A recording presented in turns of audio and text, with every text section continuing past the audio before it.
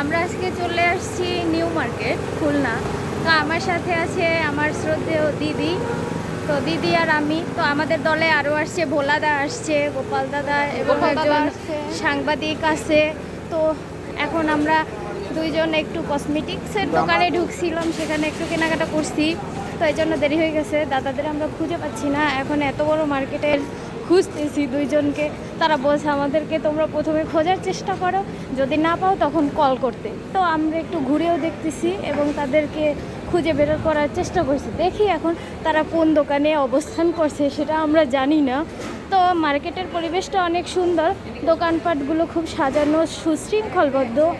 এবং তো এখন আমি আর দিদি একটা জুতোর দোকানে প্রবেশ করছি। আমরা একটু জুতো, তো আমরা ফাইনালি এখানে এই যে জুতোর দোকান, কত শত জুতো। দিদি রাউন্ডের দেখা শুরু করছে, অনেক কয়টাই জুতো সে রাউন্ড দিছে। এই যে তার অভিমত, কতগুলো চটি তার সামনে।